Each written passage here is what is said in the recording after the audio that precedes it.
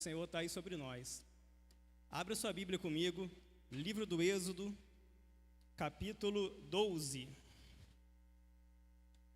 Êxodo, segundo livro da Bíblia, capítulo 12.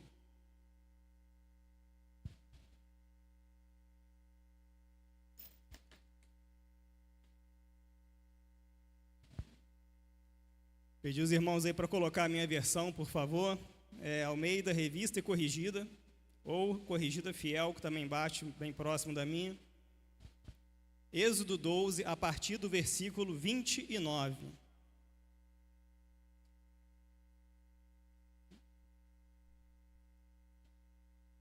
Eu vou fazer uma leitura, irmãos, um pouquinho mais longa do que eu costumo fazer. Vou saltar alguns versículos para a gente poder ganhar um pouco de tempo, mas é muito importante que você preste muita atenção em cada texto que vai ser lido. Toda a atenção da sua vida neste momento tem que ser voltada para a palavra do Senhor. Então preste atenção em cada palavra que você vai ler. Êxodo 12, a partir do versículo 29, diz assim a palavra do Senhor: E aconteceu à meia-noite que o Senhor feriu todos os primogênitos na terra do Egito, desde o primogênito de Faraó, que se assentava em seu trono, até ao primogênito do cativo, que estava no cárcere, e todos os primogênitos dos animais. E Faraó levantou-se de noite, ele e todos os seus servos, e todos os egípcios, e havia grande clamor no Egito, porque não havia casa em que não houvesse um morto. Então chamou a Moisés e a Arão de noite, e disse: Levantai-vos, saí do meio do meu povo, tanto vós quanto os filhos de Israel, e ide servir ao Senhor, como tendes dito.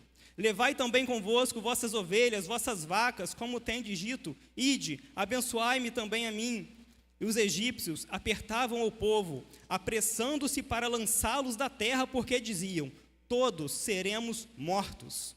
Versículo 37. Assim partiram os filhos de Israel de Ramsés para Sucote, coisa de 600.000 homens de pé, somente varões, sem contar os meninos. Subiu também com eles uma mistura de gente e ovelhas e vacas e uma grande multidão de gado. Versículo 42. Esta noite se guardará ao Senhor, porque nela os tirou da terra do Egito. Esta é a noite do Senhor, que devem guardar todos os filhos de Israel nas suas gerações. Disse mais o Senhor a Moisés e a Arão: Esta é a ordenança da Páscoa. Nenhum filho do primogênito, nenhum filho do estrangeiro comerá dela. Agora passa aí para o capítulo 14, vira aí a página, capítulo 14, versículo 5.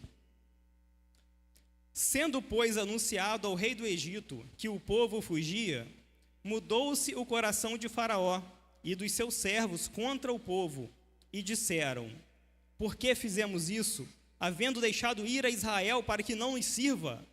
E aprontou o seu carro e tomou consigo o seu povo. Versículo 10.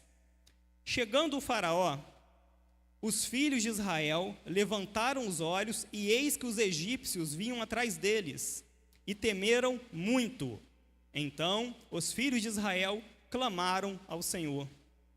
E disseram a Moisés: Não havia sepulcros no Egito para nos tirares de lá, para que morramos neste deserto? Por que nos fizeste isto? Que nos tens tirado do Egito? Por que nos tens tirado do Egito? Não é esta a palavra que te temos falado no Egito, dizendo: Deixa-nos que sirvamos aos egípcios? Porque melhor seria servir a eles do que morrermos neste deserto. Moisés, porém, disse ao povo: Não temais, estai quietos, e vede o livramento do Senhor que hoje vos fará. Porque aos egípcios que hoje vistes, nunca mais vereis para sempre. O Senhor pelejará por vós e vos calareis. Então disse o Senhor a Moisés: Por que clamas a mim? Dize aos filhos de Israel que marchem. Levanta a tua vara, estende a tua mão sobre o mar e fende-o, para que os filhos de Israel passem pelo meio do mar seco. Versículo 27. Então Moisés estendeu a sua mão sobre o mar, e o mar retomou a sua força ao amanhecer. E os egípcios fugiram ao seu encontro, e o Senhor derrubou os egípcios no meio do mar, porque as águas, tornando, cobriram os carros e os cavaleiros, e todo o exército de Faraó, que os haviam seguido no mar. Nem ainda um deles ficou. Mas os filhos de Israel foram pelo meio do mar seco, e as águas foram-lhes como um muro à sua direita e à sua esquerda. Assim o Senhor salvou Israel naquele dia das mãos dos egípcios. E Israel viu os egípcios mortos na praia do mar. E viu Israel a grande mão do Senhor que mostrara aos egípcios. E temeu o povo ao Senhor e creram no Senhor e em Moisés, o seu servo. Amém? Pode ser pela nossa pastora. Nós vamos orar como igreja. Há 14 anos atrás, eu estava lá em Juiz de Fora, meu filho estava nascendo, naquela noite no hospital. Ele nasceu com as plaquetas muito baixas, não sei se o nome era plaqueta, que chama de icterícia, nasceu muito amarelo. Eu já contei esse testemunho aqui na igreja, os irmãos mais antigos já ouviram, e eu me lembrei desse caso aqui agora, pensando aqui na pastora. E eu estava internado junto com a minha esposa para ela ganhar o neném, e ela ganhou, e o médico, depois de fazer alguns exames, chegou para a gente e falou: olha, amanhã a gente vai ter que dar alta para a mãe, mas vamos ter que internar o filho, porque o menino está muito amarelo, não lembro o termo que ele usou lá, mas vamos chamar aqui de plaqueta, estava muito baixa. E falou: nós fizemos o exame e está abaixando, eu não posso liberar, vou ter que internar o menino. Isso era icterícia. E nisso era um domingo. E eu já tinha combinado com meu pai para ir buscar a gente no hospital na segunda de manhã. Eu não tinha carro na época, então ele ia buscar a gente, porque a gente ia ter alta na segunda-feira de manhã. Só que no domingo à tarde o médico falou isso comigo, que na segunda de manhã eu ia ter que sair do hospital, porque só podia ter um acompanhante, e minha esposa ia ser acompanhante do nosso filho, porque ele ia ter que ficar internado. E eu fiquei muito triste com aquilo, pensando, ia ter que ligar para o meu pai, falar com ele que não ia adiantar mais ele ir, porque a gente não ia poder vir. E eu pensando, meditando nisso, durante a noite, minha esposa lá deitada na cama, o Gabriel pequenininho, dentro lá daquela tipo uma incubadorazinha que eles colocam, e de repente, irmãos, a presença de Deus entrou naquele quarto, de uma forma tão tremenda, e Deus falou assim comigo: se levanta, se põe de pé do lado do teu filho e da tua esposa, e fala com ela que amanhã de manhã, pelo meu poder, vocês três estão saindo desse hospital. Foi algo muito forte. Eu me levantei e chamei a Tamires: Deus acabou de falar comigo que amanhã de manhã, pelo poder dele, nós três vamos estar saindo desse hospital. E assim aconteceu, irmão. Chegou de manhã, os médicos pegaram o Gabriel, refizeram o exame, fizeram de novo, depois vieram conversar comigo, falaram: a gente tinha falado que ia internar o menino, mas a gente fez o exame, refizemos o exame, e alguma coisa aconteceu, e o nível dele regularizou, o nível lá da icterícia. Falou: então eu vou liberar vocês para vocês irem para casa, conforme o Senhor tinha falado. O que eu não sabia é o que tinha acontecido um domingo à noite aqui nessa igreja, porque eu estava lá em Juiz de Fora, e quando eu cheguei aqui, minha sogra contou para a gente que durante o culto, o pastor chamou a igreja para orar por nós. Falou: eles estão lá em Juiz de Fora, o filho deles está nascendo lá, vamos levantar um clamor por eles. No momento que vocês oraram, junto com o pastor aqui, Deus me visitou lá, e Deus agiu o poder dele naquele lugar, me falou aquela palavra, através daquela palavra, ele curou o Gabriel, nós saímos de lá no dia seguinte, irmãos. Então, eu creio no poder da oração. Essa igreja tem autoridade no mundo espiritual. Por isso, antes de eu terminar minha palavra, nós vamos orar como igreja pela nossa pastora. E Deus vai mudar o quadro em nome de Jesus. Amém. Nós lemos aqui um texto, irmãos, aqui originário da Páscoa, quando começou a Páscoa. Mas para a gente chegar nesse texto, a gente precisa entender como começou essa história. Essa história começa lá no início da Bíblia, no livro de Gênesis, capítulo 1, versículo 1, quando fala que no princípio criou Deus os céus e a terra. Deus criou a terra, criou uma terra perfeita, e dentro de uma terra perfeita, ele criou um local mais que perfeito, que ele chamou de Jardim do Éden. Nesse jardim, ele colocou o homem e a mulher que ele havia criado. Só que as coisas que aconteceram ali, fugiram do plano inicial do Senhor para eles. Deus colocou o jardim, colocou o homem e a mulher ali como um protótipo. O jardim era um exemplo do que Deus queria para toda a terra. E o homem e a mulher deveriam crescer e se multiplicar, e os seus descendentes irem se expandindo pela terra e ampliando esse jardim, de forma que toda a terra fosse um grande jardim, perfeito para a vida humana. Só que com o pecado, vocês conhecem a história, desobediência de Adão, desobediência de Eva, o pecado entrou, Satanás entrou no mundo, passou a ter legalidade de atuar nesse mundo e muita coisa aconteceu, eles foram expulsos do jardim. Quando eles são expulsos, eles saem com a semente do pecado dentro da vida deles. E agora, quando eles vão ter já os seus primeiros filhos, o pecado já nasce nesses filhos. Isso foi o que fez Caim matar o seu irmão Abel. E a maldade começou a aumentar, até chegar um ponto que Deus tem que intervir. Ele fala, eu vou ter que dar um jeito na criação. E ele então traz um dilúvio sobre a terra. E ele vai exterminar todos os homens da face da terra agora, para tentar novamente trazer de volta aquele protótipo inicial, de novo com um homem, com uma família, tentar fazer com que eles enchessem a terra, se espalhassem pela terra e fizessem a terra um grande jardim. E assim aconteceu o dilúvio, morreu toda aquela geração e uma família foi salva, Noé e sua família. Só que eles foram salvos com a semente do pecado, que já estava neles. E agora, em vez deles cumprirem a palavra do Senhor, de se multiplicar e encher a terra, o que eles fizeram? Os homens foram aumentando e começaram a se agrupar. Em vez de saírem pelo mundo e dominarem a terra, eles se agruparam e falaram, vamos construir uma torre. Essa torre vai ser tão grande que o topo vai chegar aos céus. Aquilo que a gente chama de prédio hoje é o que eles tentaram fazer naquela época. A ideia era uma torre tão alta, todo mundo junto, vai todo mundo morar no mesmo lugar e vamos tocar o céu com o topo dessa torre. Essa era a ideia. E Deus, mais uma vez, tem que intervir na história para poder, trazer de volta aquele projeto que ele tinha com o homem, que você já vai entender qual é. Deus intervém ali naquela torre, os homens estão juntos, não querem se separar, e Deus então traz o que a Bíblia chama de confusão de línguas. Ali nascem todos os idiomas que você conhece hoje na Terra. Ali nasce o português, o inglês, o japonês, o alemão e todos os idiomas. Quando as pessoas não conseguem se comunicar entre si, um não entende mais o que o outro fala, o que acontece? Começa a se formar os grupos. Então, quem fala inglês, alguém que entende ele se aproxima. O outro que fala português, acha alguém que fala português e se junta. E assim foram formando os grupos. Dos grupos, tribos, dos tribos, regiões, cidades e nações. E assim surgiram as várias nações. Quando o mundo está formado por várias nações, Deus olha então para o mundo e fala, eu vou agora dar um jeito de voltar a me relacionar com o homem. Porque esse era o projeto inicial dele lá no jardim, ter um relacionamento contínuo com o homem. Só que agora o homem se afastou dele. Então ele olha várias nações e escolhe uma, fala, através de uma nação, eu vou cuidar desse povo, eu vou me manifestar a esse povo, eu vou ter uma aliança, uma intimidade, vou estar próximo a esse povo. E através desse povo, eu vou me tornar conhecido para todo mundo, para todas as demais nações. Esse era o projeto de Deus. Assim Deus vai, chama um homem, por nome Abraão, e faz uma aliança com Abraão. Fala, Abraão, eu vou te dar um filho, eu vou construir através de você uma grande nação, e com essa nação eu vou me relacionar. Com a nação de Israel, que viria a se chamar Israel futuramente, com essa nação, com seus descendentes, Abraão, eu vou voltar a me relacionar, como era no início. Eu vou cuidar desse povo, eu vou proteger esse povo, e através desse povo eu vou me tornar conhecido em toda a terra. E assim aconteceu.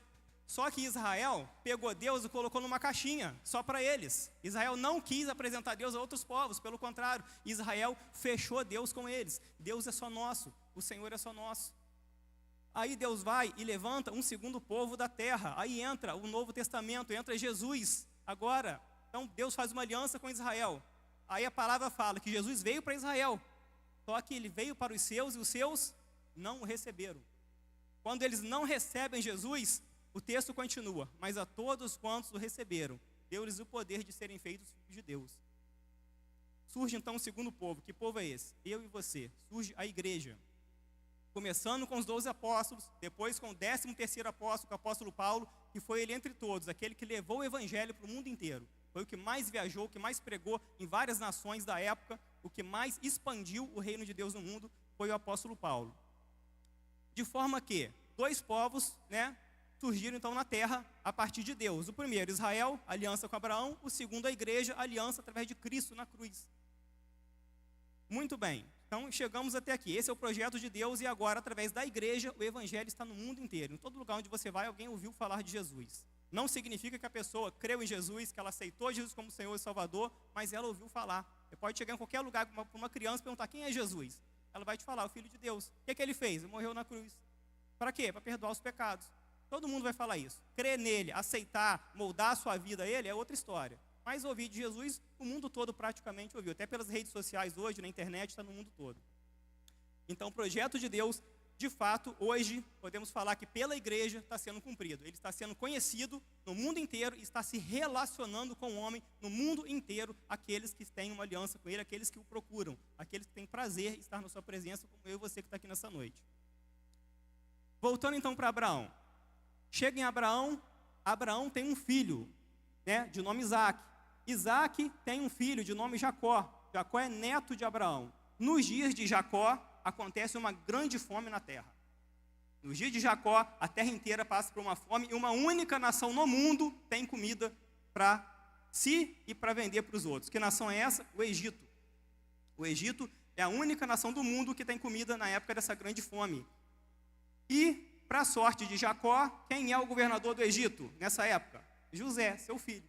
Então, José está dentro do Egito, a única nação do mundo que tem comida, e ele traz Jacó e seus outros irmãos para morar no Egito, para cuidar deles e alimentar eles ali. Assim, Israel entra para dentro do Egito. Estou te mostrando só para a gente poder entrar no texto, como é que Israel foi parar no Egito. Dentro do Egito, Jacó com seus agora 12 filhos, que vão se tornar as 12 tribos de Israel, que vai formar depois a grande nação de Israel. Jacó e seus 12 filhos passam a morar no Egito. E dali vai tendo filho, geração após geração, e vai enchendo a terra do Egito de pessoas, né, de outra origem que não era egípcio, que eram na época chamados de hebreus. E assim o povo vai crescendo. Se você for lendo o final do livro de Gênesis e o início do livro de Êxodo, você vai ver que fala assim: morreu então o faraó, e se levantou ao trono um outro faraó que não conhecia José e nem a sua história. José, filho de Jacó, que governou o Egito na época da fome, muitos anos se passaram e agora um novo faraó chegou ao poder, e esse faraó não conheceu José e nem lembrava da sua história. Então ele assume o poder no Egito, muitos anos depois, e ele observa que duas nações estão habitando o mesmo território, o território do Egito. A nação egípcia, legítima da terra, mas uma nação estranha, a nação dos hebreus. E a nação dos hebreus é muito grande, são milhares, mais de 1 milhão de pessoas. Quando eles saem, são cerca de 2 milhões de pessoas. Então é muita gente. E ele olha e fala: mas tem alguma coisa errada. A terra é nossa, a terra pertence ao Egito, mas nós estamos dividindo com um povo estranho. Não está certo, vamos começar a massacrar esse povo. Porque esse povo vai crescer, se fortalecer e pode em algum momento se juntar com os nossos inimigos e virem batalhar contra nós. E assim Israel começa a perseguir o povo. O Egito começa a perseguir o povo. Começa primeiro com impostos, depois começa com trabalho forçado, colocam eles nos piores serviços do Egito, cria uma espécie de cerâmica, né? Faraó tem a ideia de construir 2 cidades e botar o povo de Israel, né, os hebreus, para construir essas cidades. Colocam então eles para fazer tijolos, depois colocam eles para pegar palha, para queimar, para fazer esses tijolos, e era um serviço de muito esforço, muito esforçado, e eles tinham metas diárias. Né? A Bíblia não fala qual é a meta, vamos botar lá 100 tijolos por dia para cada um. Independente se você estava doente, cansado, se você era novo, velho, se naquele dia estava tudo a seu favor, estava chovendo, conta, tinha meta diária. E se não cumprisse, eram realmente massacrados, apanhavam. Os líderes que ficavam, né, liderando cada grupo, eles eram os que mais pagavam o preço. Essa é a situação do texto que a gente leu. Então, nesse momento, Israel está vivendo um tempo terrível na sua vida. Aí, o primeiro versículo aqui, logo no início que eu li, deixa eu achar aqui para vocês. Versículo 12 fala assim, e na verdade não, está lá no capítulo 2. Israel clama a Deus. Israel clama a Deus. E quando Israel clama a Deus, Deus se lembra da aliança dele com Abraão, com Isaac, com Jacó, se lembra do povo e atenta para o povo. É nesse momento que Deus vai levantar Moisés para libertar o povo. E quando Deus se lembra do povo, a história começa a mudar. E aqui, irmãos, começa a palavra do Senhor para a gente nessa noite. A gente tem o costume de demorar muito para clamar a Deus. A gente sempre tenta resolver do nosso jeito primeiro. A gente tenta fazer, né, de várias formas, seguir vários caminhos, e de repente a gente se dá conta. Eu passo por isso. Às vezes, quando eu me dou conta por isso, eu falo: meu Deus, eu não orei por essa causa. A gente fica ali pelejando, lutando, quebrando a cabeça, como que vai fazer, como que vai resolver. Aí você lembra: pô, tem que colocar isso diante de Deus. Israel ficou 430 anos na servidão do Egito. Até que alguém teve uma ideia: gente, vamos clamar a Deus. A gente tem um Deus, o Deus dos nossos antepassados, Abraão, Isaque, Jacó, vamos clamar. Quando eles clamam, Deus então entra em ação e levanta Moisés para retirar o povo dele do Egito. Aí entra naquela parte das 10 pragas, eu vou correr aqui para a gente ganhar tempo. Deus começa a enviar pragas para o Egito, porque o Egito não queria libertar o povo. E quando ele não quer libertar o povo, Deus envia pragas, sucessivas pragas, sobre os bens de Faraó, sobre a saúde do povo egípcio, sobre a água. E no início, o Faraó ele fica bem resistente, né, e não deixar o povo ir. Só que no final, nas últimas pragas, ele começa a sentir a mão de Deus pesando. E ele começa a pedir a Moisés, Moisés, ora a Deus, pede ele para tirar essa praga sobre o Egito e a gente vai deixar vocês irem. Aí Moisés orava, Deus tirava a praga, o Faraó voltava atrás. Não, mudei de ideia, não vou deixar ir mais não. Depois vinha outra praga, mesma coisa. Moisés, retira essa praga, eu vou deixar vocês ir. Ele retirava e ele mudava o coração, falava, não vou deixar vocês irem. E assim foi, até chegar a 10ª praga, que é o texto que a gente leu nessa noite. Quando chegou na 10ª praga, foi a morte dos primogênitos. Deus envia o anjo da morte na terra do Egito. Esse anjo passa por toda a terra do Egito. E como a gente leu aqui, não teve uma casa sequer que não teve um morto naquela noite. Foi o maior choro, o maior pranto que teve no Egito em toda a sua história. E naquele desespero, o próprio Faraó perdeu o filho, todo mundo gritando. Imagina você comigo, você está na sua casa, você acorda de noite, seu filho gritando, quando você vê está morto. Aí você ouve um grito do vizinho da esquerda, que alguém morreu também, o da direita, o da frente, o de trás, e aquele grito, todo mundo desesperado. Nesse desespero eles falaram, vamos mandar Israel embora, agora não dá mais, porque todos nós vamos ser mortos. E eles assim liberam o povo de Israel da terra do Egito. O que a gente aprende, irmãos, até aqui? O que a gente vê com essa saída? O pastor leu um texto aqui no início, falando que Deus tem todo o controle. Deus tem o controle da nossa vida e tem o controle do inimigo também. Ele tem o controle dos bens que estão em poder do inimigo, ele tem o controle da vida, da saúde, dos projetos dos seus inimigos. Por isso que você, nessa noite, está recebendo essa palavra para sair daqui confiante. Talvez tenha situações na sua vida, talvez o inimigo não seja alguém físico, o inimigo na tua vida pode ser uma situação no teu casamento, o teu inimigo pode ser uma situação no trabalho, pode ser na tua saúde.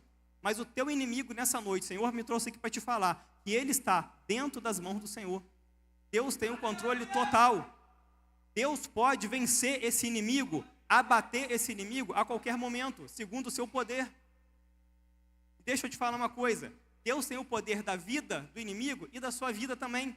Sabia que a sua vida na mão do inimigo, o seu bem na mão do inimigo é um problema para ele? Tudo aquilo que te pertence também é guardado por Deus. Deus guarda a tua vida e guarda tudo que você tem. Ele guarda a tua família, Ele guarda o teu emprego, Ele guarda a tua casa, Ele guarda o teu carro. Ele guarda teus filhos, Ele guarda teus pais. Tudo que você tem está na poderosa mão de Deus. E se alguém tocar em algo que pertence a você, essa pessoa está arrumando um problema diretamente com Deus. Essa pessoa não está afrontando você, está afrontando Deus que guarda aquilo que pertence a você. Eu já vi testemunho de pessoas que eram da magia negra e se converteram, e eles falavam que na época muitos terreiros dos quais eles participavam tinham um certo hábito de não fazer nenhum tipo de trabalho contra evangélico. Quando a pessoa ia lá naquele terreiro, quero fazer mal para essa pessoa, quem é? É fulano. Ele é o quê? Tem alguma religião, alguma crença? Ele é um servo de Deus. A gente aqui não faz. Mas por quê? A gente não mexe com esse povo. Mexer com esse povo traz problemas para o nosso terreiro. Eu já ouvi vários testemunhos desses. Porque Deus guarda o teu nome, irmãos. Se alguém pegar o teu nome para fazer uma magia negra, quando o teu nome entrar dentro do terreiro da magia negra, vai começar a ter um problema dentro daquele terreiro, por causa do teu nome que está lá. A Bíblia mostra isso para a gente. A Arca da Aliança era o símbolo, era um objeto pertencente a Israel e que foi roubado pelos inimigos.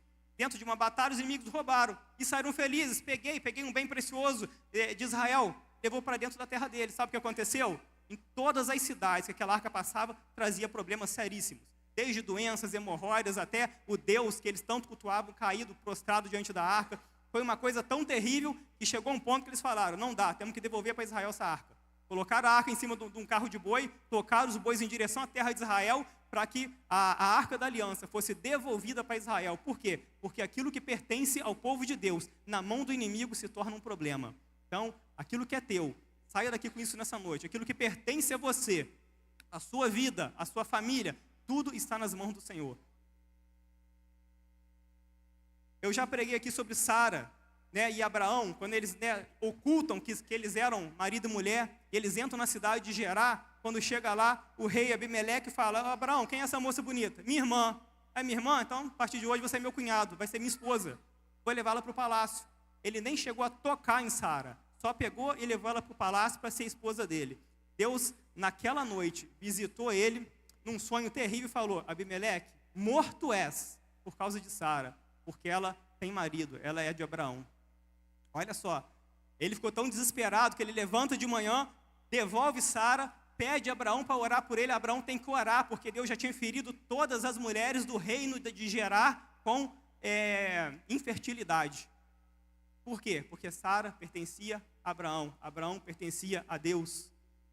Quem não se lembra aqui da história de Belsazar, né, o rei lá, sucessor de Nabucodonosor, está lá na Babilônia e pegou utensílios do templo de Israel, foi fazer um banquete, uma festa para o seu Deus e teve uma brilhante ideia: vamos pegar as taças que pertenciam a Israel e vamos botar aqui vinho e vamos beber e servir, adorar o nosso Deus.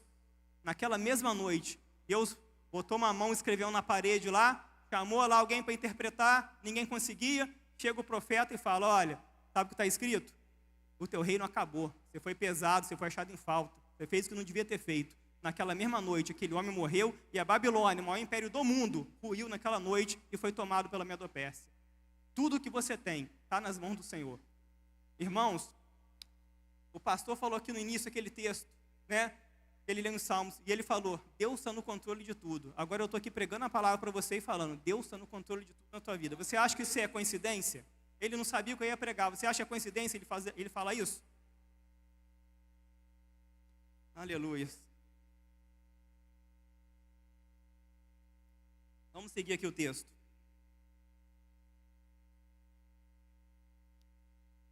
Aquele povo, irmãos, saiu do Egito rico, um povo escravo, um povo que não tinha nada, um povo que estava apanhando, mal tinha comida para cada dia, saiu de lá rico e despojaram o Egito. Os egípcios deram presentes para eles saírem o mais rápido possível da sua terra.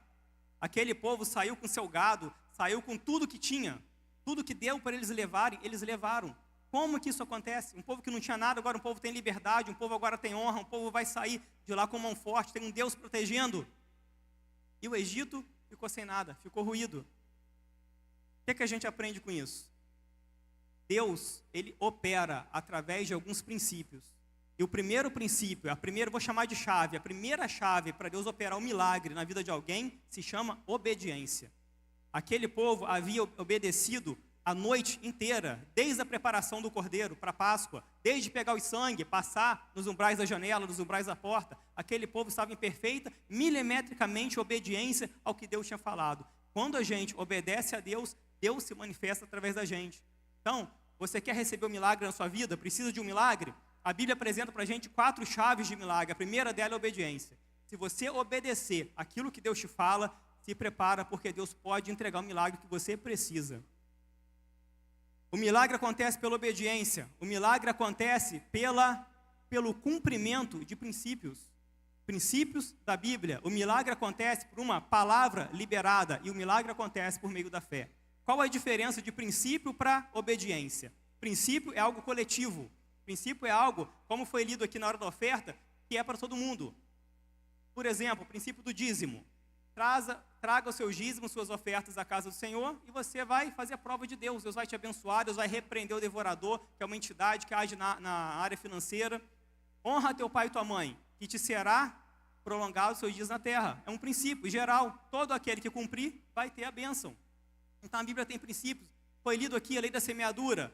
Aquele que semeia pouco, colhe pouco. Que semeia muito, colhe muito. Quem semeia boas coisas, colhe boas coisas. Quem semeia coisas ruins, colhe coisas ruins. A lei da semeadura é um princípio para qualquer pessoa. Por isso que você vê, por que tem muito ímpio que prospera? Né? Não tem a mão de Deus? Não tem, mas ele tem princípios. Ele cumpre princípios que ele chega a essa posição que ele está. Porque o princípio é uma chave de milagre. Princípio é para todo mundo. Obediência é pessoal. Obediência é aquilo que Deus fala com você. Só para você, e você tem que tomar uma decisão. A gente que prega a palavra de Deus, a gente prega princípios, a gente prega uma palavra geral. Só que o Espírito Santo, ele trabalha essa palavra individualmente em cada um. Então, aquilo que o Espírito Santo fala com você através de uma palavra, isso é uma ordem para a sua vida. E ali você está diante de uma possibilidade de obedecer ou desobedecer. Naamã chegou diante do profeta Eliseu, estava leproso. O profeta falou o quê? Vai no rio, mergulha 7 vezes e vai ser purificado. Era uma ordem direta, específica para um homem. Outras pessoas ouviram aquilo e mergulhou lá, ficou curado. Eu também sou leproso, vou mergulhar. Ia lá e mergulhava, era curado? Não. Podia ter 100 leprosos que fossem lá mergulhar, iam ser curados? Não iam. Por quê? Porque era uma palavra específica para ele. Então, aquilo que Deus fala com você é para você. Aquilo que Deus te manda deixar de fazer é para você deixar de fazer. O que Deus fala para você começar a fazer ou melhorar a forma que está sendo feita é para você melhorar. Se você obedece ou desobedece, você vai ter consequências, seja positiva ou negativa. E a outra chave, então, obediência faz o milagre acontecer na nossa vida, cumprir princípios da palavra e, terceira chave, a palavra liberada. Seja ela de Deus, de Jesus, dos apóstolos, de um profeta, de um sacerdote, todo milagre, todos os milagres, no Antigo e no Novo Testamento da Bíblia, estão atrelados a essas 4 coisas. Ou é consequência de um ato de obediência, cumprimento de um princípio, uma palavra liberada, ou a 4ª chave, pela fé. A fé é a outra chave que também move o milagre. Então, essa palavra tem que sair daqui no seu coração nessa noite. Você precisa de algo grande de Deus, precisa que Deus mova algo na tua vida, na tua história, na tua família, no teu futuro. Aplica essas 4 chaves na sua vida e você vai conquistar o seu milagre. Amém. Então, o povo estava em obediência, o povo saiu do Egito. Quando o povo sai, o que o faraó pensa? Fiz uma coisa errada, não devia ter feito. Por quê? A terra do Egito ficou devastada. Pensa numa cidade inteira, onde cada casa tem um morto. Pensa na sua cidade, cada casa um morto. Quem é que vai enterrar esses mortos? Quem é que preparava os corpos dos egípcios? Egípcios não gostam de tocar em morto. Quem é que você acha que fazia o trabalho sujo? Os hebreus, os escravos. Quem é que você acha que fazia cova no cemitério para enterrar? Os hebreus, os escravos. Então pensa agora, como que se resolve isso? Um monte de corpo morto em tudo quanto é lugar. Vamos fazer cova? Não dá. Quem fazia cova eram os hebreus, eles foram embora. Tem que juntar esses corpos. Não dá. Os auxiliares foram embora, os escravos foram embora. Então, Faraó fica agora desesperado. Eu vou atrás desse povo, nós vamos atrás desse povo, não devia ter feito isso. E ele vai, quando ele chega lá, encontra Israel encurralado. Israel está numa posição, montanha à sua esquerda, montanha à direita, mar à frente e atrás chega o exército de Faraó. Pensa um povo abatido, que vem apanhando, se alimentando mal, durante muito tempo, 400 anos, uma geração de gente fraca, toda desorganizada, saíram correndo, uma multidão, contra um exército, o exército mais poderoso da terra. Um exército equipado, treinado, gente forte, gente armada. Tinha alguma chance para Israel? Não tinha. Então, o exército do Egito chega, olha, vê Israel encurralado. Israel do outro lado olha e vê o exército chegando. E aí, o que acontece? Israel olha para cima e clama a Deus. Esse texto aqui eu tenho que ler. Capítulo 14 que a gente leu, versículo 10. Chegando o faraó aos filhos de Israel, levantaram os olhos, e eis que os egípcios vinham atrás deles, e temeram muito. Então os filhos de Israel clamaram ao Senhor. O medo faz parte da nossa vida. Eles temeram. Quem não temeria numa situação dessa? Como que você vai enfrentar o maior exército do mundo totalmente despreparado, encurralado? Não tinha jeito, não tiveram medo no primeiro momento. E às vezes a gente fica com medo diante de certas situações. Só que eles lembraram do Senhor. Então, o exército do Egito olhou para eles olharam para o exército do Egito, depois eles olharam para cima, clamaram ao Senhor. Agora, olha que interessante. Eles clamaram a Deus, porque Deus tinha um poder para livrar, mas olha o que eles fizeram com Moisés. Moisés, não havia sepulcros no Egito para nos tirar de lá, para que morramos nesse deserto? Por que fizeste isso? Por que nos tirasse do Egito? Não é essa palavra que te temos falado, dizendo, deixa-nos que sirvamos aos egípcios? Porque melhor seria servir os egípcios do que morrermos no deserto. Então, para Deus, eles olham e clamam, Senhor, estamos imprensados, o inimigo está ali, o que vai ser da gente? Para Moisés, eles chegam lá e ofendem, atacam Moisés, desacreditam Moisés, humilham Moisés. Só que eles não tinham entendido uma coisa que nessa noite você vai entender. Eles não tinham, irmãos, aprendido ainda que quando um servo de Deus fala, não é ele que fala, é Deus através dele. Eles não tinham compreendido que nunca foi Moisés, sempre foi Deus. Só que depois que tudo acontece, que eles passam no meio do mar e chegam do outro lado em segurança, o último versículo que eu li para vocês, que é o 14:31, diz assim: e temeu o povo ao Senhor e creram no Senhor e em Moisés, seu servo. Agora eles entenderam. Depois que tudo passou, eles entenderam. Não era Moisés, era Deus. Não era Moisés que falava com a gente, era Deus que falava com a gente. Não foi Moisés que tirou a gente do Egito, foi Deus que tirou a gente do Egito. Sempre foi Deus. Eles entenderam, e você nessa noite precisa entender isso. Não é o irmão Reinaldo que prega aqui em cima, não é o pastor José Carlos, não é a irmã Miriam, não é o pastor Nilo. Quem fala é Deus, a gente só transmite. Não é o pregador A, B ou C, é Deus. Não é a Paulinha, não é o Evânio que escolhe os hinos, é Deus. Você acha que cada hino que tocou aqui nessa noite foi algo aleatório? Foi uma coincidência? Cada letra, se você prestou atenção em cada letra do que foi cantado aqui, foi Deus. Você acha que Deus está falando com você agora? Deus está falando desde o momento que o culto começou. Deus está falando quando o pastor abriu aqui o Salmo 96 para ler. Deus está falando quando a oração foi feita. Deus está falando em cada louvor que foi entoado. Deus está falando desde que o irmão Euclésio trouxe uma palavra de oferta. Deus está falando agora na sua palavra. Sempre é Deus. E se você entender isso nessa noite, você nunca mais vai chegar aqui e sair daqui sem levar algo com você. Porque você vai saber que a partir do momento que você pisa nessa igreja, a partir do momento que o culto começa, Deus já está falando.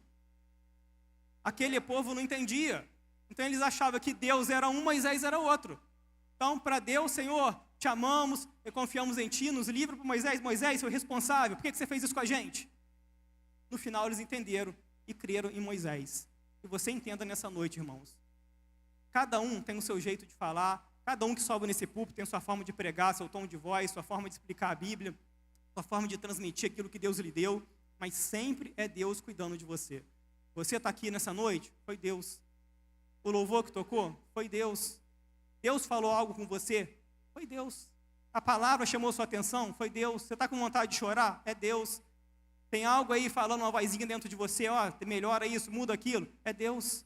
Sempre foi Deus. E eles entenderam depois que tudo aconteceu.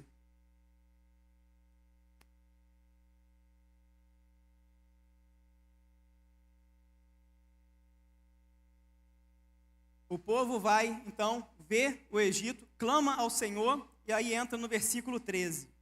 Moisés, porém, disse ao povo: não temais, estai quietos, e vede o livramento do Senhor que hoje vos dará, porque aos egípcios que hoje vistes, nunca mais vereis para sempre. O Senhor pelejará por vós. Irmão, sabe por quê? Ou melhor, sabe como Moisés falou isso? Ele falou isso pela fé, porque ele não sabia. A gente lê no texto, só depois disso que Deus vai falar o que quer fazer. Deus não tinha falado com ele. Ele falou: vocês nunca mais vão ver esses egípcios que vocês estão vendo. Deus vai pelejar por vocês. Só que ele não sabia, porque é só no versículo 15 que o Senhor fala com ele: ô Moisés, por que você está clamando a mim? Fala o povo para marchar, estende a tua vara, fende as águas do mar para eles passarem. É só depois que Deus dá a instrução. Mas Moisés tinha tanta certeza que Deus ia cuidar do seu povo, que ele falou isso com o povo. Falou: ó, não tenham medo, a situação está difícil, montanha de um lado, montanha do outro, mar de um lado, inimigo do outro, fica tranquilo, Deus vai pelejar por vocês. Essa palavra é para cada um que está aqui nessa noite. Se você crê naquilo que você está ouvindo, se você crê que é Deus falando com você, recebe essa palavra para a tua vida. Eu aprendi com o pastor Léo, né? O pastor Léo sempre fala isso. Quando a gente recebe uma palavra, a primeira pessoa a ser, quando é uma palavra de exortação, o primeiro a ser exortado é quem recebe a palavra. Quando é uma palavra de bênção, o primeiro a ser abençoado é quem recebe a palavra. Quando é uma palavra de profecia, o primeiro a receber a profecia é quem recebe a palavra. Eu tenho certeza, né? Pelo menos uma pessoa eu tenho certeza, que essa palavra, que Deus vai pelejar por mim uma grande batalha. E eu creio que se Ele trouxe essa palavra nessa noite para a sua vida, tem pessoas aqui nessa noite que também vão, talvez já estejam enfrentando uma grande situação, ou vão passar nos próximos dias por uma grande situação difícil. E a palavra que o Senhor te dá hoje é: não temas, o Senhor pelejará por você. Recebe essa palavra, irmãos. Recebe essa palavra. O Senhor vai pelejar pela tua causa. O Senhor vai pelejar nessa causa que você tem orado. Essa batalha, está aí quieto e veja o grande livramento que o Senhor te dá. Moisés não sabia o que era, mas ele sabia, Deus vai fazer alguma coisa. Eu não sei o que é, mas eu tenho certeza, por essa palavra, Deus vai fazer alguma coisa na vida de alguém ou de alguns aqui durante essa semana.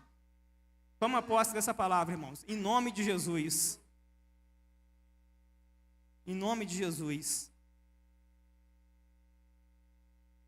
No final, os egípcios, então, seguem Israel no meio do mar, e a história, você já sabe como termina. Deus fecha as águas sobre aquele povo, né, sobre os inimigos, e ali eles morrem e Israel é liberto.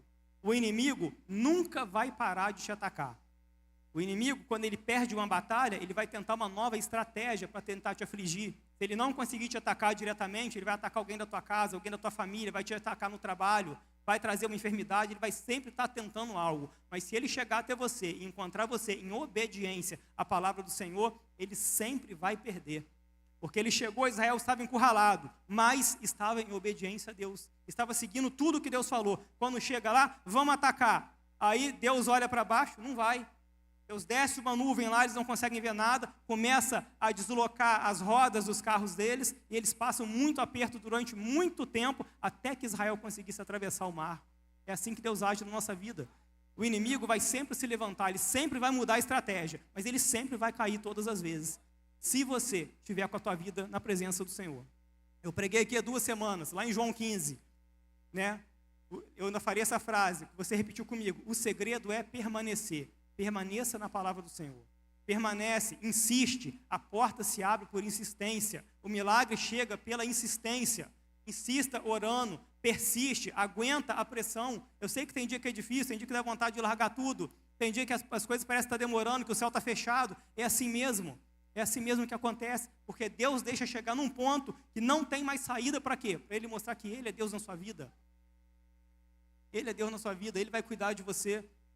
Quando a pastora me chamou para pregar, se não me engano, foi acho que sexta-feira agora, eu pensei, meu Deus, eu pensei em falar que não dava para me pregar, sinceramente, porque eu estava vindo para Paraíba, né, com umas coisas para fazer, eu ia ficar ocupado ontem o dia inteiro, hoje o dia inteiro, falei, meu Deus, eu não vou ter tempo para preparar uma palavra. E aí eu pensei, vou pregar sobre Daniel, porque a gente fez um estudo recente lá em casa com o Gabriel, com a Tamires, e Deus falou muito com a gente lá no primeiro contato de Daniel com a Babilônia. Eu falei, vou trazer essa mensagem, o Senhor falou, não vai, eu vou te dar uma palavra para você entregar lá. Por isso eu tenho certeza, irmãos, você que está aqui nessa noite, você não perdeu a sua viagem, você não perdeu o seu tempo, você que está aqui visitando, você veio no lugar certo. Deus trouxe você aqui, Deus trouxe essa palavra, Deus me trouxe aqui, Deus direcionou todas as coisas. Então sai daqui abençoado, sai daqui com essa palavra no seu coração, não temas, mantenha a tua vida na presença de Deus, permanece obedecendo, permanece crendo, permanece orando, permanece firme, se afastando do pecado, lutando contra a carne, contra aquilo que está te atraindo para o caminho errado. Permanece firme, porque o teu milagre está chegando. E ele vai chegar pela tua obediência. Amém? Que Deus abençoe a tua vida, que essa palavra fale ao seu coração, que essa palavra sirva de meditação para você nessa semana. Leia Êxodo 12, 13, 14, para você pegar todo esse contexto que eu resumidamente falei para você aqui. Ame a palavra do Senhor. Tenha tempo com a palavra de Deus. Lembra lá do início, o povo demorou muito para clamar e sofreu 430 anos. Quando eles clamaram, Deus imediatamente entrou em ação. Não espere muito tempo para clamar. Tem algo na tua vida errado? Começa a orar, começa a pôr diante de Deus. E permaneça crendo, acreditando e vivendo em comunhão com o Senhor. Amém?